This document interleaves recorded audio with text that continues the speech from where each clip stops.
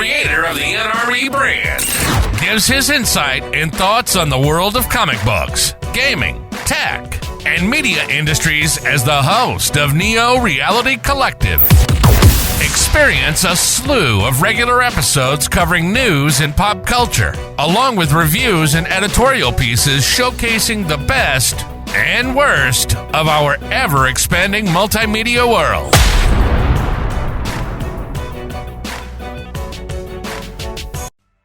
Welcome everyone to Neo Reality Collective. I'm your host, Eric Brown of Neo Reality Entertainment, NRE The Wrestleverse, or Neo Reality Collective Pop Culture News and Reviews Talk. We're back with our currently final episode for the sessions for this period of time, because I want to go back to doing some reviews and catch up on some stuff and, try to dine back into things. But we got a lot of news to cover for the last 2 weeks, and oh boy, 40 pieces, 40 stories. And a lot of them focus a lot on the Marvel's Merry Mutants as we prepare for the dark times ahead with the destruction of Krakoa, as it becomes more and more clear that it is dead. So first off is Ryan Stigma's and Jed MacKay's upcoming X-Men, one of the 3 core big series attending for X-Men's From the Ashes era, which is basically return to the 90s kickoff, because that's the vibe I'm getting. And here's the piece here. So they are forming this new team of mutants, with Cyclops more or less trying to reignite the mutant revolution from the lost decade. So remind us of the time when Marvel forgot about who cared about the mutants, because, well, they belong to Fox, though we have to say screw them. But, yeah.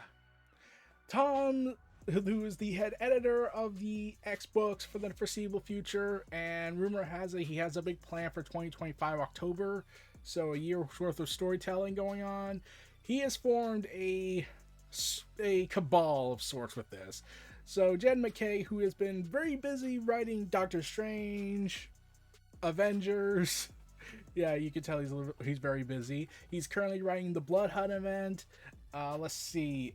He's also doing actually kind of a lot of books, such as The Vengeance of Moon Knight, which is involving this new guy taking over the Moon Knight role after killing off the original for 30 years.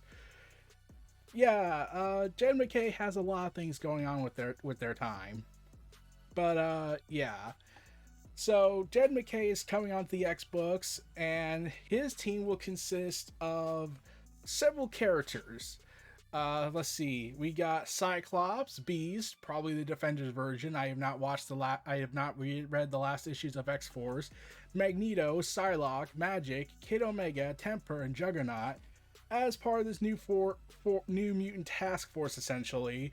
Now, the presence of Magic is interesting because Tom has said publicly in his newsletter from eons ago that he hates Magic, and because he needs to showcase how insane he is, he decides, I'm going to just wish I had gotten a bunch of concrete and dropped it on her head. Because that is always the way you want to see portray yourself for fictional characters who don't exist. Seriously, what the hell? This is Dan DiDio levels of I hate this fictional character because I am petty like that. Now, Psylocke and whatnot. Now, people have been very off about the artwork of Ryan Stigma or whatever. I keep pronouncing his name. I keep thinking like I'm calling him Stigma. Stegman's right artwork. People have been complaining about it, saying it looks very weird in some places. His style is very stylistic, and some people have keep claiming that it's making Cyclops look like he's going through a temporal shift of getting younger, which I just said it's probably just the artwork that's making him look younger, not really like the story itself making him look younger. There's no sign of that. But Juggernaut's part of the team now officially after being voted into Krakoa X-Men before they were viciously slaughtered by Nimrod on the first Fall of X chapter. Yay. Which makes me wonder if the dead X-Men will ever show up again as a team, because they were actually kind of interesting. But yeah, also Juggernaut decided instead of just painting on the X on his armor, he decides to carve it up into a giant X inside, indented with it. And I was like, is this trying to be so 90s? Like, some of them even have Youngblood's disease, mostly Psylocke. So, yeah. And Jed MacKay came out, said in an interview, taking on the X-Men is always a daunting prospect, but I'm extremely psyched to take this team of mutants back into the world where Ryan. They were part of the world. You're just killing what made them, you're just destroying what they had, Marvel, so stop lying. When I first got into comics, drawing the X-Men was the job you wanted as an artist. To have the opportunity now is mind-blowing. Yeah, it would have been nice if it was still the Krakoa era. Like, I'm not reading this stuff. Like, look, I'm trying so hard to be optimistic, but there was also recent press stuff going on with Tom on a podcast recently this week where he kind of gave this illusion that he's punishing the mutants for having Krakoa, which is like the equivalent of blaming Hickman for reuniting the X-Line because he didn't get the credit. Yeah, some people have been portraying that. They talked about this with the upcoming series NYX, which is also an ongoing, because even though we have three big titles, Uncanny X-Men, X-Men, and Exceptional X-Men, just add another word to it, and we got another one with that. And then you have all these other ongoings being made, and it's like, oh god, couldn't you just do what Hickman proposed initially, which you seem to be doing with the final issue of the Krakoa Era X-Men with X-Men 700, which kind of gives the vibe that you could have done this the whole time and it probably would have saved a lot of things. But no, you just need to flood the market with X books. So yeah, NYX is more or less another ongoing series. I thought it was going to be a mini-series at first, but nope, he wants to flood the market. So this series doesn't take, well, particularly doesn't focus on a team, so to speak. Like, it gives the vibe that there's a team, but it's mostly focusing on the New York area for the mutants who are trying to get back into the world because Krakoa's gone and everyone's miserable again. Though Wolverine, aka X-23, aka Laura Kinney, one of the Stepford Cuckoos, who I don't know which one it was. I kept trying to remember who it was at the time. Sophia, yeah, along with Prodigy and another mutant, they're trying to make their way around in the post-Krakoan era. Though I'm trying to didn't the Stepford Cuckoos say that they tried the individuality stuff and it just wasn't for them? So why are you trying to go back to that? Plus, isn't one of them dating a young Cable and whatnot? I'm curious. Anyways, so yeah, Miss Marvel specifically is one of the main characters of this story because, let's be real, she's a mutant now, both an Inhuman as well. Which, okay, here's the thing: if you're gonna do that, if you're trying to synergize with the comic, with the movies and TV, fine. Heck, it even was reported that Kevin Feige was the one that made the order to kill Miss Marvel off just so they could go ahead and synergize with the TVs and movies. And then Marvel went on this massive rant about it, trying to publicly say that that's not what happened. And I wouldn't be surprised if that would happen. Like, I called that was going to be the plan at one point, that they were going to kill Miss Marvel off just to give way for the MCU synergy. And I also kept saying, instead of killing her off in an unceremonious way and someone and not her and like whatnot, instead of killing her for about 2 to 3 weeks and then doing a big one shot, you should have killed her, in my humble opinion, for more opportunity. You could have killed her off during the events of Dark Web, keep her off for a year, then bring her back, instead of making it be a month and making her death completely superfluous. And then they would have to try something new with the fake out death of Mary Jane, Or they could have just killed Mary Jane off. In fact, why not just kill Peter Parker off at this point? Like, oh my god, we have Ultimate Spider-Man. We don't need the Amazing Spider-Man anymore. He's too miserable. So yeah, as you can tell, I am still annoyed. Meanwhile, another ongoing for X-Men, because of course we need more ongoings with the satellite stories instead of just being miniseries. Jean Grey becomes the Phoenix again, and she's going ahead and basically going through the cosmos and doing this stuff, including one of the teasers during the Hollow House of X stuff. They tease that she's actually going to be dancing with Destiny, the manifestation of the universe. No, wait, not Destiny. Eternity. Yeah, you see the confusion I get with these cosmic stuff. Yeah, Eternity is the manifestation of the entire universe. And in the 90s, they put Eternity into a catatonic state that somehow did not cause any major mishaps. You would think the literal embodiment of the universe, specifically of the Marvel universe, would cause problems, but apparently it's just an inconvenience at the most part, because some bad guy wants to get the Infinity Gauntlet at just the precise timing that somehow lucked out. Yeah. In fact, now that I'm looking at when I was looking at the details of this run, here's the thing. When I saw this, I was thinking to myself, you know, I get the feeling Hickman should have waited longer till after Krakoa was done to have Jean Grey take to the sky, so then we could have him reunite Jean Grey with Hickmania and do some crazy stuff with the God storyline that he's currently ending up on. It would have been interesting if they did that. It really would have. I think it would have been cool to see Hickman do some insane stuff with this. But yeah, life, fire, power, possibility, Phoenix, feel the flames on Yasmin Pitchy's Phoenix #1 cover now, and stay tuned for more X-Men announcements. And we get that with X-Force. Yeah, another ongoing series, of course we are, with Jeffrey Thorne and Marcus Toe. Now, Marcus Toe is the artist of Excalibur and did a lot of stuff with Teenie Howard, but Jeffrey Thorne is the guy who hates Hal Jordan. Very much so. And then blew up the Lantern battery, so that was a thing. And then it just got fixed because, of course. But yeah, he's writing the new X-Force story, and long and behold, Marcus Toe gets to have the reunion, gets to continue the storyline of Rachel and Betsy Braddock, who was formerly Psylocke, who was in the body of an Asian woman, even though she's a British woman. And oh my god, that was such a confusing period of comic books. Oh god.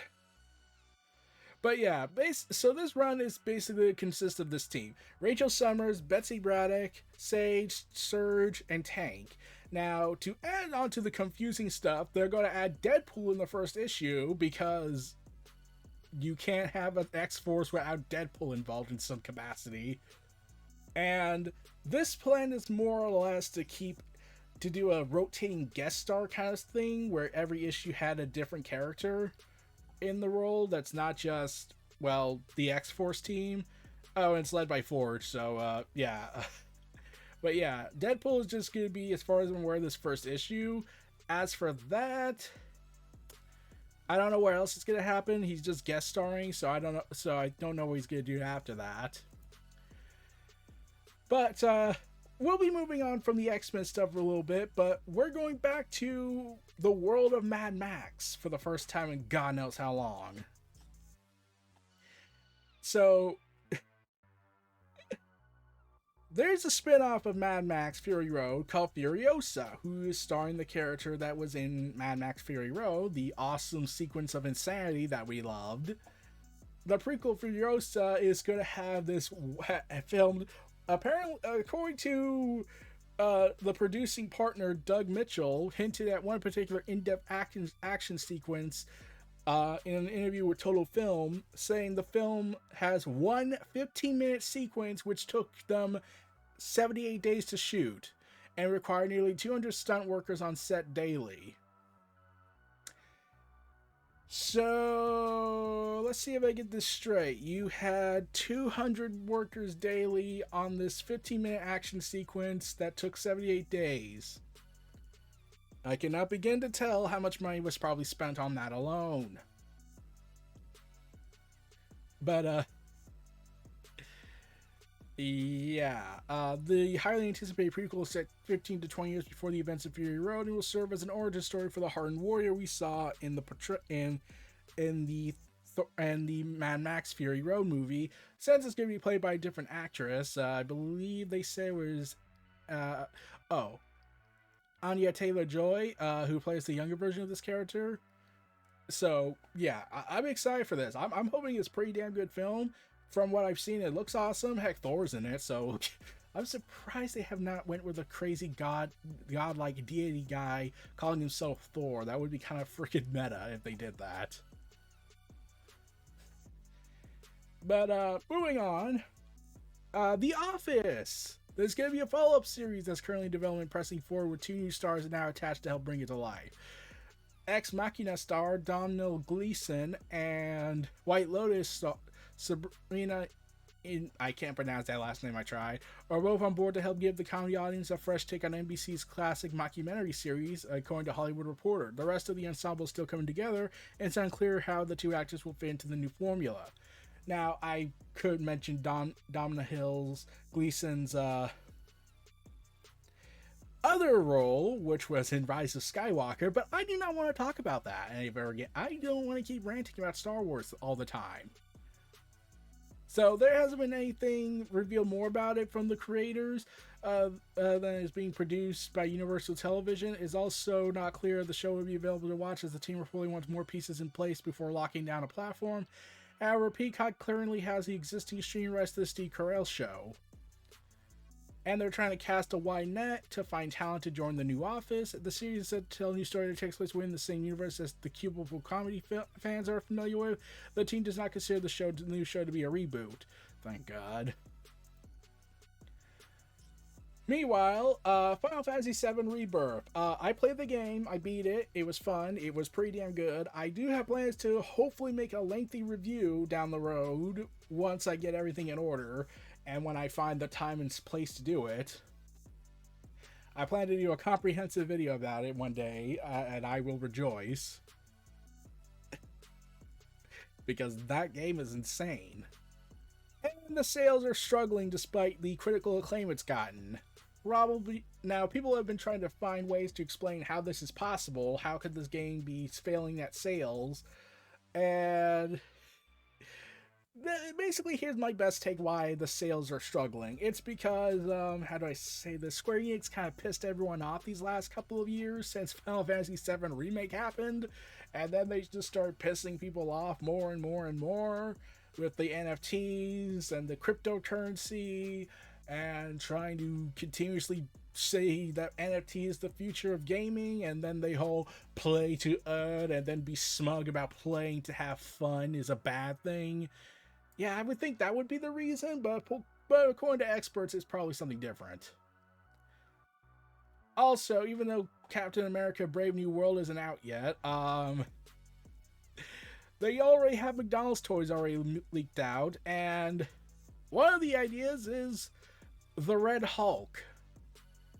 Oh dear. Thunderbolt Ross, played by veteran Han Solo. So yeah, that's been always, I think that's pretty much why they have this whole thing. And notably, even though Mark Ruffalo is not currently unconfirmed for the next Captain America film,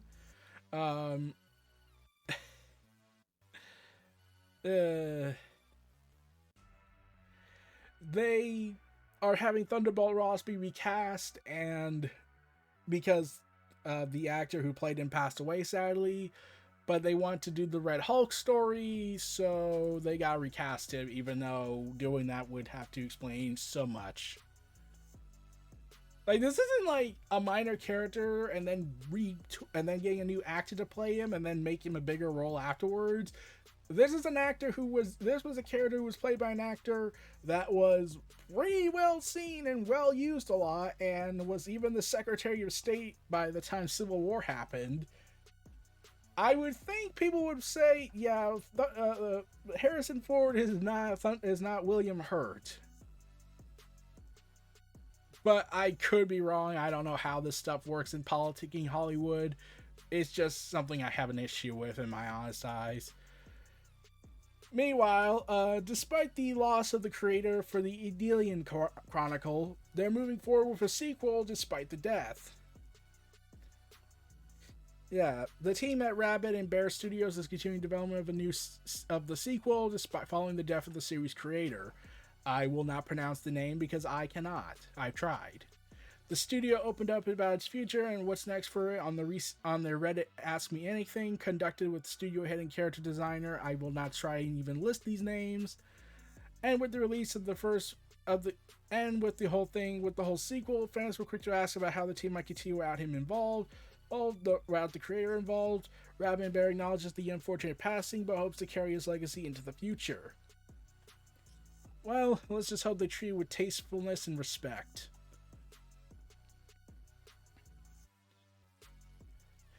Meanwhile, physical media continues to take a beating every single chance it gets, because in the last few months, Best Buy, on the first night of the first day of the first year of the first week of the new year, immediately decided, okay, we're going to announce in early 2024 that we are getting rid of all of our physical media. Okay, everyone, it's January 1st. Start throwing it all out. Wait. I thought we were going to get enough time to throw it out. No, you fool. What do you think this is? Reasonability? Huh. So, there were reports going around that Target was going to join next on the pile of abandoning physical media. And instead, they kept saying they will keep offering select DVDs in stores. I've been to several, and there's only like a small section of movies and Blu-ray and 4K stuff. So Walmart's pretty much the only place offering a lot of physical media that I'm interested in, mostly steelbooks because it's awesome. But yeah, it's just not the same anymore. There was apparently a report that Target's response comes a day after the president of physical media posted that its sources told the account that the retail giant would stop selling physical media in store and online by next year.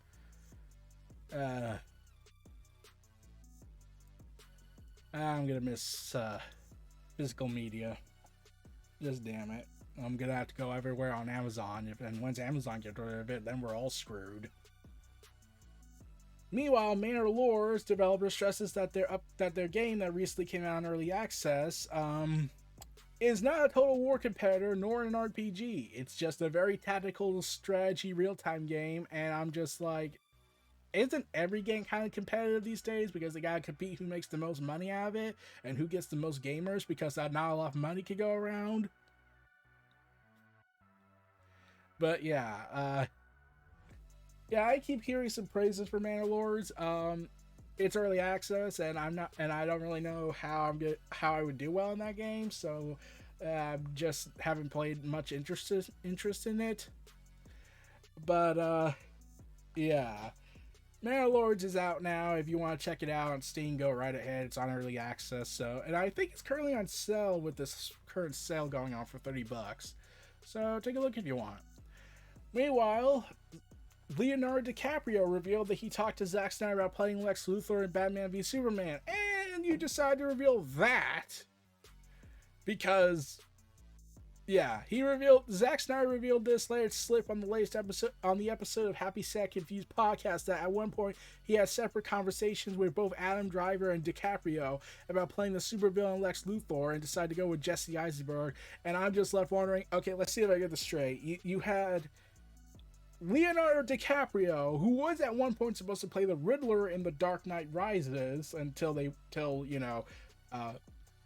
Joker's actor died, Heath Ledger, rest in peace. And you had the future Kylo Ren, who is arguably the only good thing from the sequel trilogy for many, and even then it still has its bad stuff going on with it. Let's see if I get this straight. You had those two actors in line and they were considered, but you ended up with Jesse Eisenberg, who probably could, and they kept I still recall this whole thing with Zack Snyder's with the Zack Snyder DCU, where they try to retcon it and say, "Oh, that's not Lex Luthor. That's Lex Luthor Jr. The real Lex Luthor is probably dead." And I'm just like, what? But yeah, I would have been interested in seeing Adam Driver or DiCaprio play Lex Luthor. Probably Adam Driver most because he can blend between intimidation and being extremely annoying and still be extremely frustrated at everything. Probably less lightsaber damage. He probably wouldn't have a chance to play Kylo Ren if everything went smoothly, but because he would be locked down to a contract with Warner Bros. Discovery at the time, then Warner Media, then Warner Brothers. Yeah, it's so confusing. But yeah, it would have been something interesting with Jesse Eisenberg's Lex Luthor as opposed to having Jesse Eisenberg actually play the character. I still am on the opinion that Bryan Cranston should have been Lex Luthor, but that's a whole different topic. Meanwhile, the Avatar: The Last Airbender animated film that they've been in production of has been pushed back 3 months to 2026. No! No! You bastards! You bastards! Well, at least the creators are doing it, so that's good. Plus, Dave Bautista is going to be the villain. I'll walk alone. God. Oh man. So when they announced this film as part of the Avatar Studio project, I was excited just because we're going to get these characters back again. And yeah, Batista's playing the villain in there, formerly known as the Animal Batista from wrestling, and known as prolific multi-dimensional actor because he doesn't want to be locked down to action films, which I commend. Meanwhile, millions of Borderlands 3 players are being now collectively listed as contributors to a peer-reviewed scientific paper. So in April of 2020, Borderlands 3 developer Gearbox Software, led by Randy Pitchford the Liar of many overhyped marketing stuff, teamed up with a group of biomedical researchers and Big Bang Theory actress scientists, I can't pronounce that name, to create a novel minigame for the popular looter shooter with a unique scientific twist. The goal of the Borderlands science project was to harness the entertainment value of video games to convert player enthusiasm into a valuable real-world scientific data, which could be used by biologists to shed light on the complex microbial ecosystem within the human body. My God. And they've listed over millions of Borderlands 3 players as collectively listed as contributors to a peer-reviewed study on this. My God. What have we done?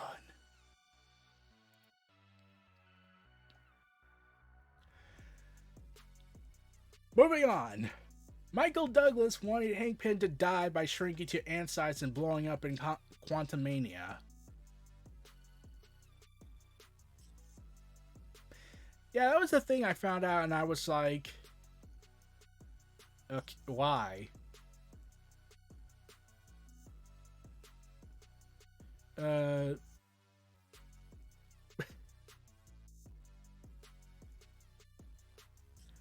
So he did.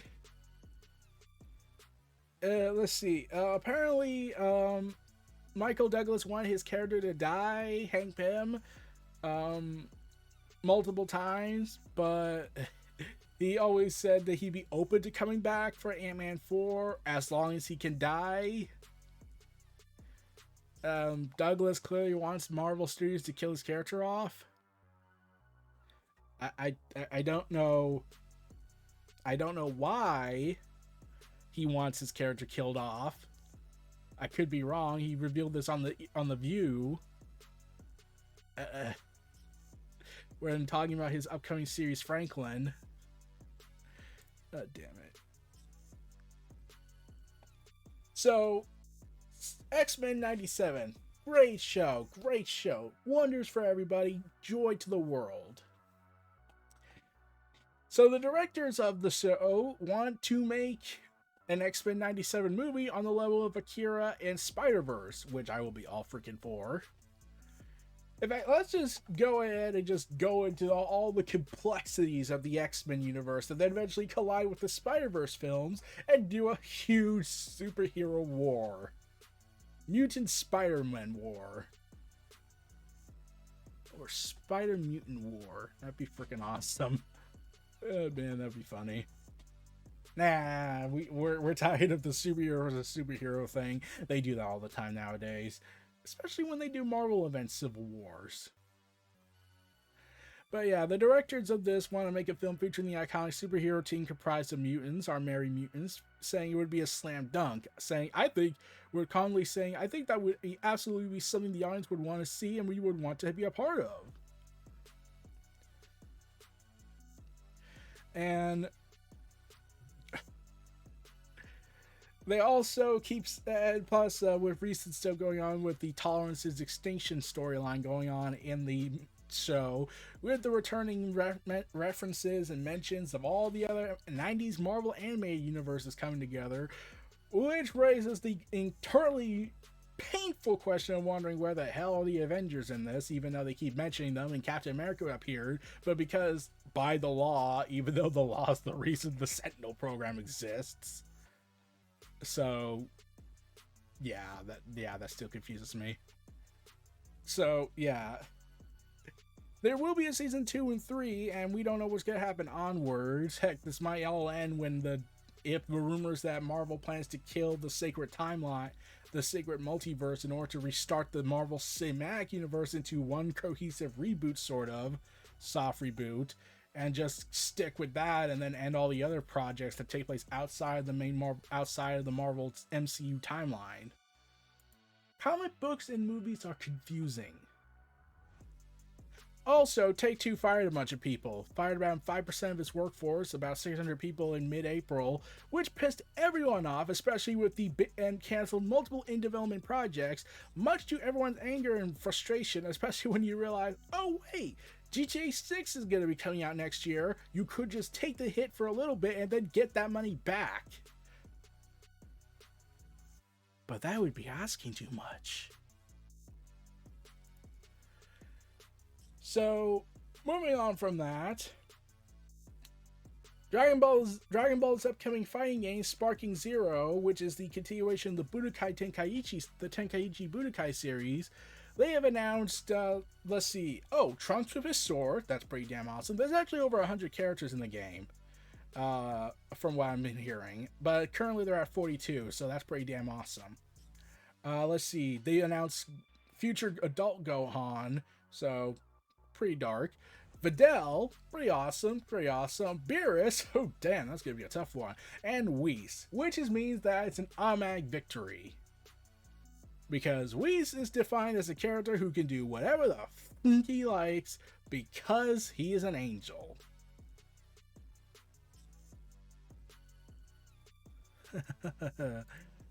Anyways. But yeah, moving on from all that, Astro Pulse Reincarnation was announced by renowned former Blizzard artist. Imaginarium Studios, which is the combination of Legendary and Imagination, a game development team led by renowned former Blizzard artist Wei Wong, has announced this new single-player third-person shooter RPG set on a war-torn future Earth that aims to be part of a larger transmedia universe. How about we just focus on making the game first, hopefully make a self-contained story, and then work on the idea of making it a shared universe? Because this is what killed Dead Space.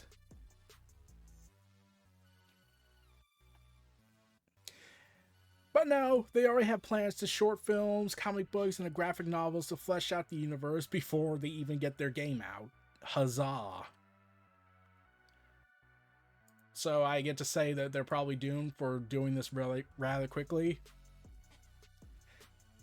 But as that continues on to frustrate me to no end about the nature of game development, because if I was a starting out game studio, regardless of my past prestige, if I have one, I would be like, okay, let's make one game first. Just make a good game first out on the gate, and then we can start talking about making expansive franchises. Because there's a chance this game might fail in this ever-destroying market. Meanwhile, EA, the company conglomerate that destroys lives, I'm like, so far it hasn't been added for Activision Blizzard levels of destruction, but still, have revealed, according to a new job listing from the company, their upcoming Black Panther game, as part of their 3-game deal with Marvel, will have an open world experience in Wakanda. Yes. As such, we should take all the measures possible to go all out with the Wakanda nation, such as flying cars and insanity, because comic books are weird. So, Quentin Tarantino has revealed that he is abandoning the movie critic film after an apparent change of heart, because originally the movie critic was set to be his final big film, and instead will move on to do something else. Deadline reports that Tarantino abandoned the film after a change of heart. According to Tarantino, it was originally intended to be based on a real-life writer whose reviews were a cross between early Howard Stern and what Travis Bickle, Robert De Niro's character in The Taxi Driver, might be if he were a film critic. The film underwent various rewrites through 2023, which reportedly delayed production, then suddenly Tarantino decided to pivot and move on, which isn't really the first time. Apparently he was supposed to do a third Kill Bill film. That never happened. Rated R-rated Star Trek. That would have been kind of awesome, probably. And there's still a chance he might come back to do it, like he did with The Hateful Eight, which was a damn good film. But for now, he's moving on to other ideas. Quentin Tarantino, you madman. Meanwhile, The Witcher has been announced for a 5th and final season as production starts on season 4. Oh yeah, I forgot that show is still happening even though they lost Henry Cavill. You morons. Also, J.H. Williams III announced, saying that there will be a big announcement soon about his upcoming comic book projects. So, yeah, that's pretty awesome. Let's hope things work out on that. He also worked with Neil Gaiman on Sandman Overture, and Promethea. He also worked on Dissolution Jones with Warren Ellis, also at Wildstorm. Yeah, he's known to be an artist for a bunch of great things, such as Neil Gaiman, Alan Moore, Warren Ellis, W. Hadrian Blackman, James Robinson, Dan Curtis Johnson, and Grant Morrison, because who doesn't want to know that they worked with Grant Morrison at least once in their life? Because Grant Morrison can be crazy. So, there's been a huge thing that's been going on recently in the DC marketplace for DC Comics. So, there has apparently been a report going on for the last since around New York Comic Con, when it was looking like it was going to be announced back then, but it never did. It never materialized, so I never really covered it much. But now we got a big report about it. Scott Snyder has apparently, and Gail Simone seems to further hint at this announcement coming, because she then told Scott Snyder, "Congrats on your new DC initiative." Way to spoil everything.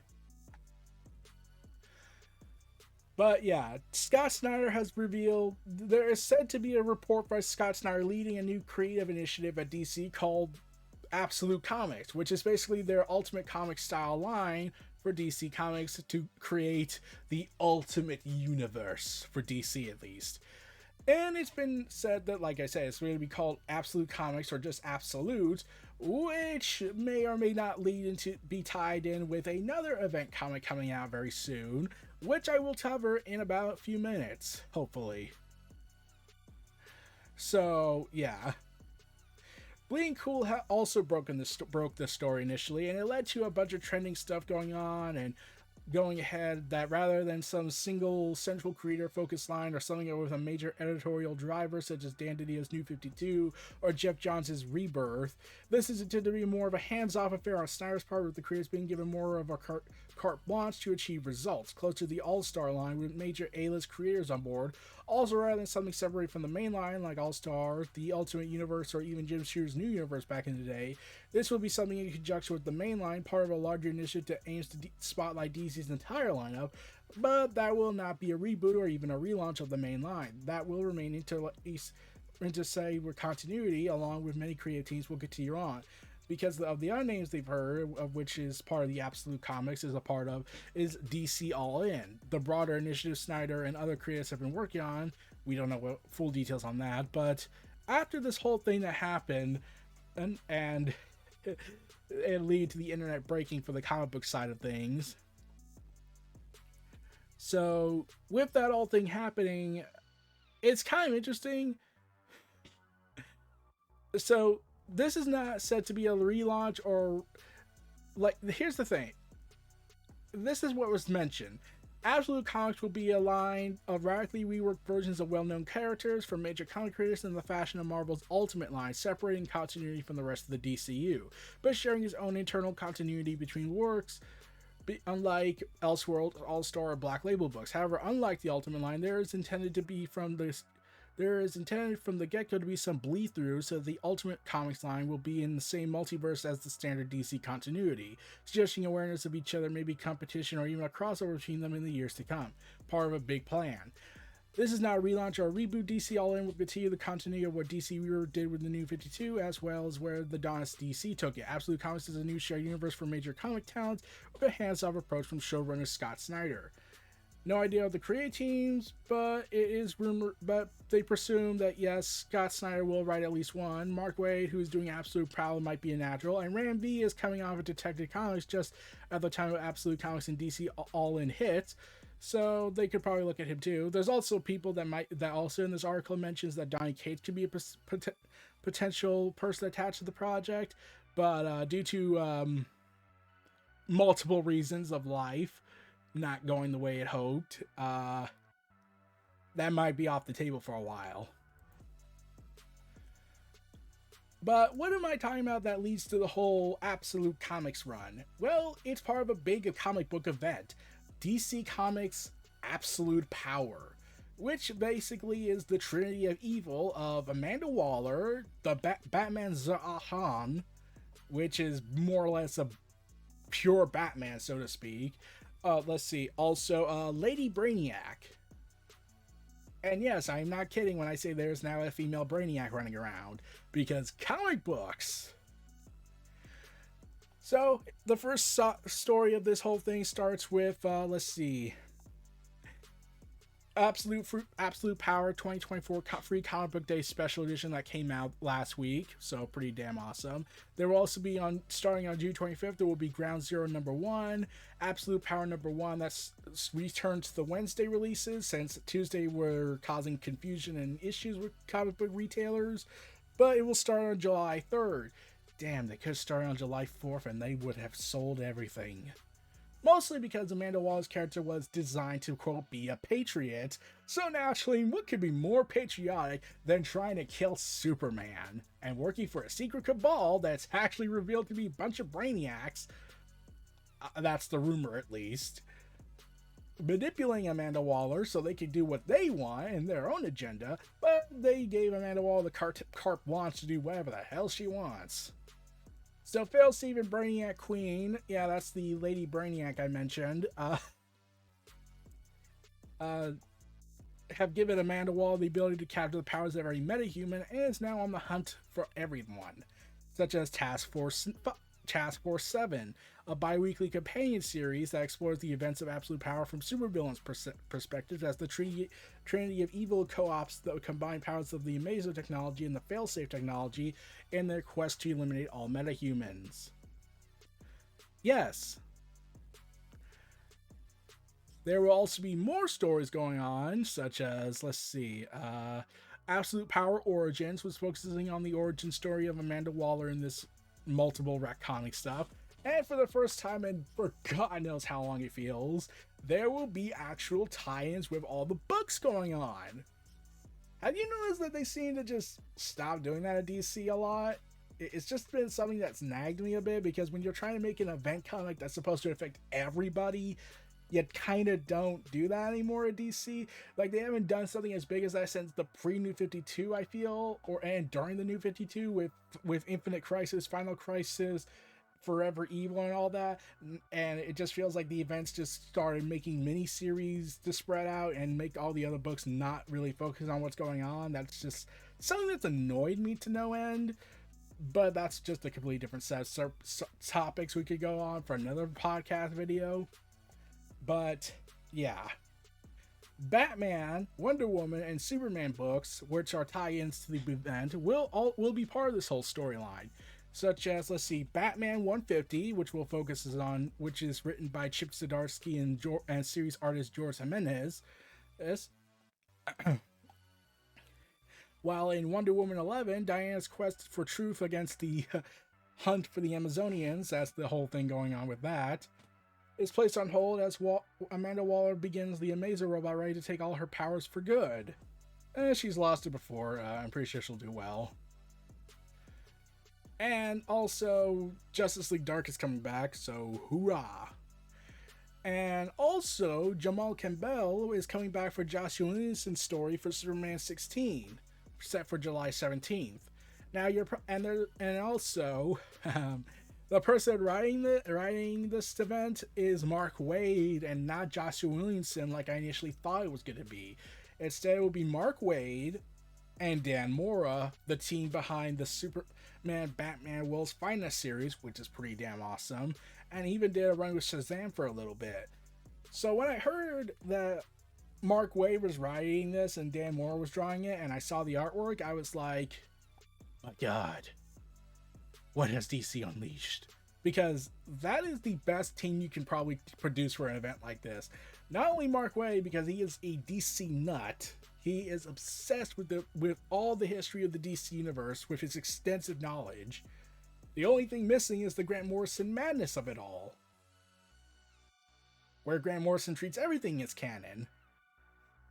And Dan Mora has been on a hell of a run the last few years with Detective Comics, once in future, that Kieran Gillian run by Image Comics that ended, and has been kicking ass with Shazam art, which he's no longer part of since Mark Waid left the book as well, and Batman Superman's World Finest ongoing, which has been pretty damn awesome, like I mentioned. And it's gonna be a war. It's Batman's leading the resistance against the powers that be of the absolute evil Trinity of Evil. And Zatanna's coming back for Superman tie-in, so that's pretty damn awesome. So I'm excited for this. And if what the previous stories I mentioned were going to lead to, it's going to lead into, well, the absolute line. Meanwhile, coming in 2025, DC Comics will be publishing a Stormwatch Compendium, which will collect the Warren Ellis run of Stormwatch that led into the Authority, because like I said, we need to start releasing old books just to prepare for the advertisement for the Authority movie that's also being in production. So look at that for what you will. Warren Ellis even wrote something on his newsletter saying, "This collects all the work I worked for on Stormwatch across 2 volumes, which approximately totals in 656 pages, a number that I find kind of scary and will only cost $60. Which is also kind of scary, but at 656 pages, you can also use it as a weapon, a small performance stage with a foundation for a large outbuilding. My God. The ultimate weapon has been produced. Okay, not really. Meanwhile, Rainbow Rowell, who has been known for the She-Hulk stories, is set to arrive for the Action Comics line. Hooray! Along with Gail Simone, joined by artist Eddie Barrows. Yeah, Gail Simone returning to Superman after all these years. Gail Simone has been busy it's going to be very busy for the next year or so, because she's not only working on a 3-part Action Comic story, she's also working on Uncanny X-Men and probably an X-Men event next year. Meanwhile, we get another summer book crossover event for the Venom side of things with Venom War, who will be Venom vs. Venom by Al Ewing's run. Damn. Like, we already had Maximum Carnage, Absolute Carnage, King in Black. We had Miles Morales fight Carnage for a bit and get his butt kicked. But now we're gonna get the summer of symbiotes. That was a thing. I kind of forgot about that, honestly. But Eddie Brock and his son Dylan will compete for the ultimate last Venom standing. To be the last one standing. So get ready for that madness. Also, Blood Hunt number 5 demands a heavy price. The final issue has already been announced, but I already checked out Blood Hunt number 1. I might make a review on that, but I'm not sure yet. But yeah, Blood Hunt number 1. Oh boy, that was a thing. I'll just say that. But anyways, Blood Hunt number 5. Doctor Strange is presented with a dread bargain to gain a chance to save the world because issue 1 ended very crazy. I'll just say that. Let's just say that there's a traitor among us and a doctor gets bisected. Let's go with that. Also, there's going to be all new Daredevil series going on with Elektra. I'm glad they're keeping that status quo intact with Elektra being Daredevil still from Chip Zdarsky's days, but it's just nice to see that they acknowledge, okay, this is a good idea, let's run with it. Also, Werewolf by Night is going to be given a new ongoing series as well with the Red Band material, with the upcoming August run by Jason Liu and Seguro Davids Dalavia's Werewolf by Night series. So that's pretty damn awesome. Meanwhile, the Ultimate Universe soon will be engulfed in a revolution as the Ultimates reunite, consisting of multiple characters, specifically Iron Lad, Tony Stark, let's see, Lady Sif, Captain America released from his icy prison, Thor, and Reed Richards' Doctor Doom are now going on a mission to save the heroes throughout the Marvel Ultimate Universe of Earth 6160. So get ready for insanity for that complication. But yeah, the Ultimates, I actually saw the trailer and I saw the Free Comic Book Day thing. It looks pretty interesting. And damn, it looks already more interesting than what we got from looking in hindsight from the disastrous Ultimate Universe that we got back in the day. Like, I'm not saying there's not good stories in there. There were pretty good stories, but like, where the universe is everyone's a jerk and occasionally a disturbed cannibal, yeah, that was a very uncomfortable time. And then there was the whole Ultimatum event, and we all know where that went. And let's see, Scarlet Witch issue 3 of the returning Steve Orlando run, because they realized the trade sold well, so they wanted to bring it back, but keep and rebrand as a new book instead of just making the number continue, because number ones sell more these days. Wanda Maximoff is going to have her dark counterpart return from the 1994 Scarlet Witch Limited series. My God, what have we done? And the character's name is Lore. My God. I can't believe it. They have made the very concept of lore the enemy of war. Oh God, I think even DC would have a realization of, my God, what have I done? With this whole lore stuff they added to the DC universe. But yeah, Lore is a character that's a counterpart of Wanda Maximoff, and they're set to return and fight once more in this next big run, with Russell Donovan serving on the artwork with another artist for Steve Orlando. Let's see. Also, Lore looks pretty damn awesome from the redesign they gave her, and it looks more in line with the MCU Wanda Maximoff that went crazy with the Darkhold. I'm pretty sure there's nothing to be said about that at all. Meanwhile, Tom Brevoort wants a new X-Men first issue every month, which is absolute insanity, and I will not have this conversation about why that's a completely disastrous idea.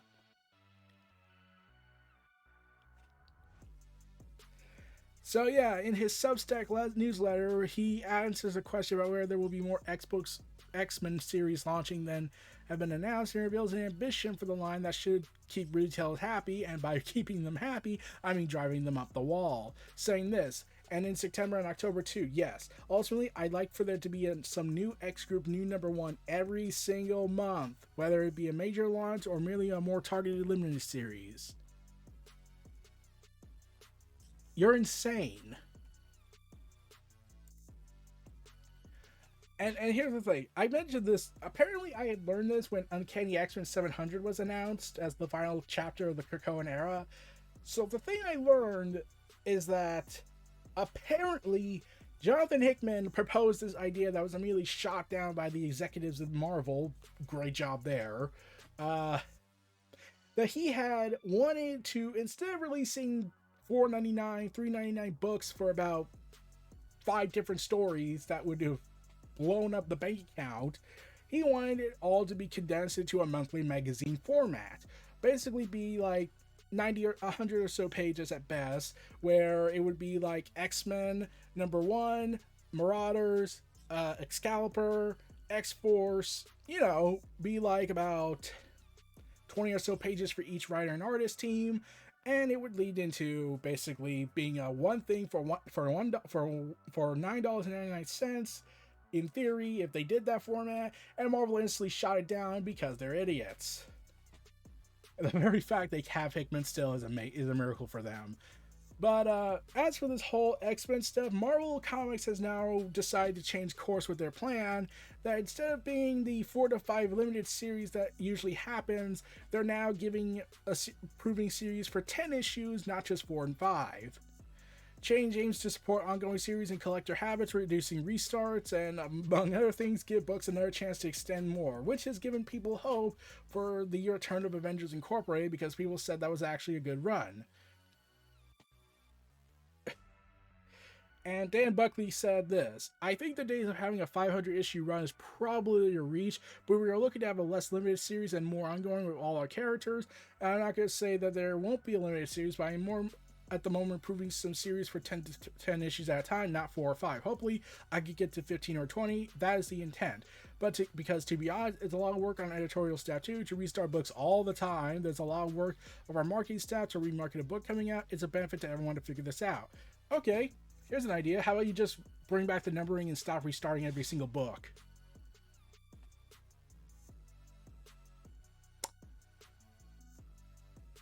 That's an idea.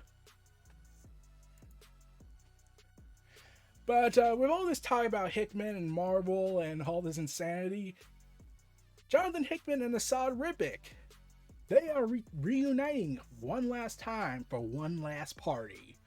Well, you will see, Jonathan Hickman, Esad Ribić will have the Avengers taking on the perfect organism in existence. That's right. Aliens versus Avengers.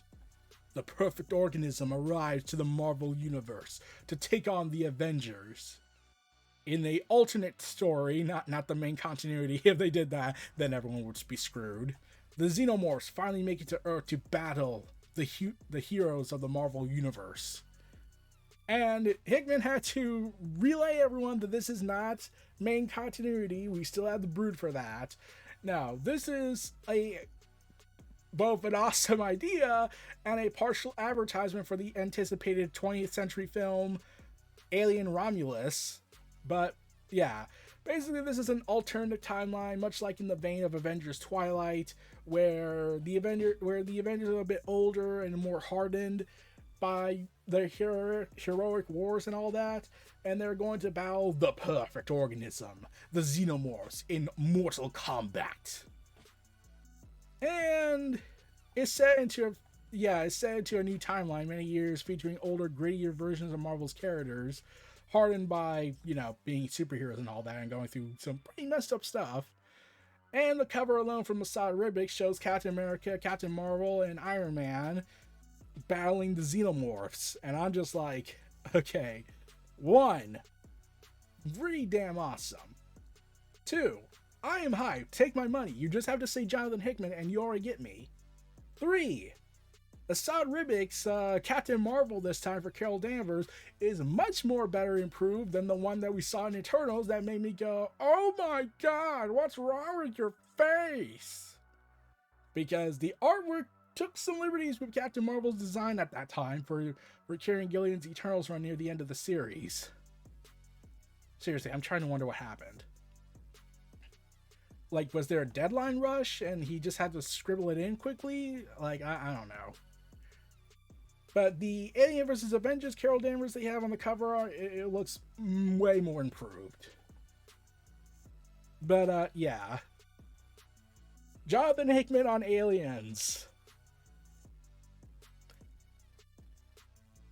Oh man, this is pretty damn awesome. I'm still rooting. I'm still on the idea that Jonathan Hickman should be the one to write a DC Marvel crossover comic if they ever do it again.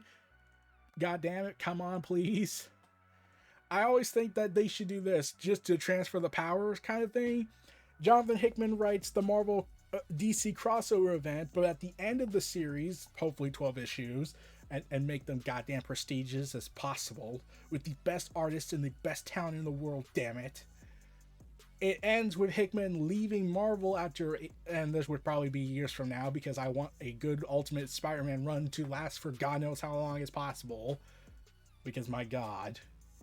To last as long as possible, but eventually leads to him afterwards leaving and transferring and doing a transfer run as he writes more Marvel stuff, but then slowly phases more to DC to showcase that he is leaving Marvel to go to DC. It'd be kind of freaking awesome if they did that. That'd be kind of pretty interesting if they went that route. I don't know if Marvel would be willing to do that fully because they don't want to give up Hickman. I understand, but and I totally get it. But at the same time, Hickman did say he still wants to do some projects for DC. But, yep, that is where we're going to end this saga for a while. We're going to go back to doing reviews very soon. I'm hoping to get things out of the way. This was your host, Eric Brown, of Neo Reality Entertainment, NRE The Wrestleverse, Neo Reality Collective, Pop Culture News and Reviews Talk. Feel free to check out my other content, check out this stuff. Glad for the partnership I have with the Everyday Fan. Look forward to doing more with that. Feel free to like, comment, subscribe on YouTube and everything. Follow me on Twitter. Check me out. Stay tuned for this last outro. And I'll see y'all again next time. Peace, take care, and take care of yourselves and each other. Peace out. And that was our latest edition of Neo Reality Collective. Be sure to follow and support NRE creator Eric Brown on Twitter and YouTube. Check the links in the description below. And we'll see you all next time.